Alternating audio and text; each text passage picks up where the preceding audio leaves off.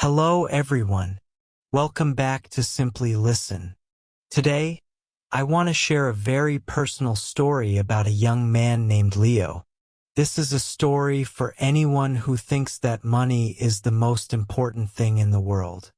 It is a story about how a rich boy finally became a real man. My name is Leo. When I was younger, I lived in a world of gold.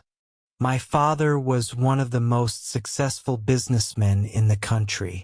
Because he was rich, I thought I was rich too. I didn't understand that the money belonged to him, not me. To me, life was like a game with no rules. I didn't study for my exams because I knew I didn't need a degree. I didn't look for a job because I had a credit card that never ended. Every morning, I would wake up at noon. The sun would be high in the sky, and a servant would bring me coffee and fresh fruit. I spent my afternoons driving my red sports car through the city, listening to loud music. I loved the way people looked at me. I thought they admired me, but now I know they only saw a spoiled boy. My friends were exactly like me. We only talked about where to eat, what to buy, and where to party. If I wanted a new phone, I bought the most expensive one. If I wanted to fly to Paris for the weekend, I just went. I never looked at a price tag. I never asked, how much does this cost?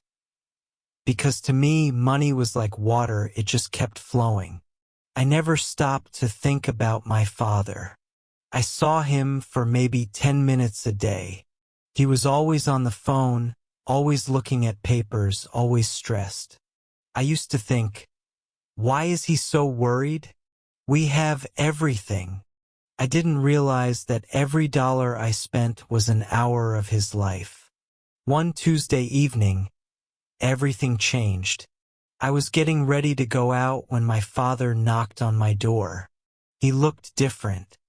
His shoulders were heavy, and his face was pale. He asked me to sit down in his large, quiet library. I sat on the expensive leather chair and smiled.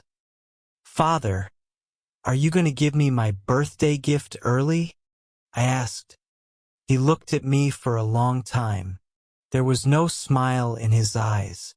"Leo," he said quietly, "I have given you everything. I gave you a soft bed, expensive cars, and a life of comfort. But I realize today that I have failed you. I have made you weak."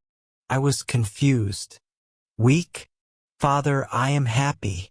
How is that a failure?" He stood up and walked to the window. "You are happy because you have never faced a storm.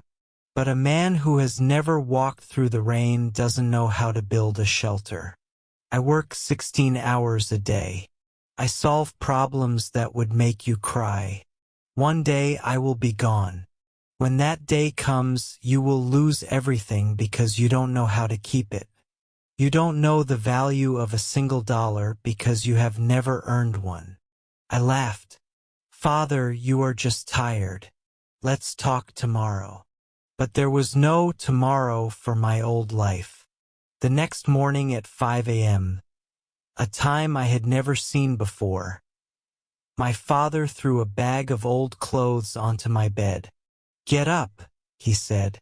"Today, you start your real education."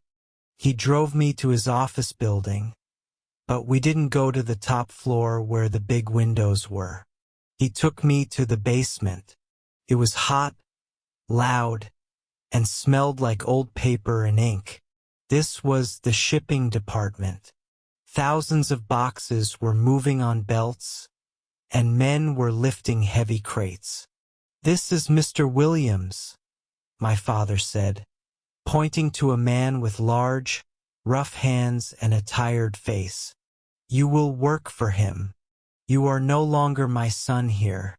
You are worker number 402. You will earn a minimum wage. If you are late, you are fired. If you complain, you are fired." My heart was beating with anger. "This is a joke," right? I asked. But my father just turned around and walked away. Mr. Miller didn't care about my expensive watch or my designer hair. "Pick up that broom for 102, he barked.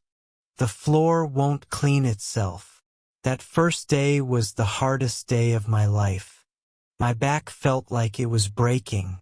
My hands, which were usually soft, started to blister and bleed. For lunch, I didn't have steak or sushi. I had a simple peanut butter sandwich and a bottle of water. I sat on a cold concrete floor with the other workers. First, I hated them. I thought I was better than them. But as I listened to them talk, I realized I was wrong. They talked about saving money for their children's shoes. They talked about working extra hours to pay for a mother's medicine. They were real. They were brave. They were fighting a battle every day, and they were winning. For the first time, I felt ashamed of my life. I felt small.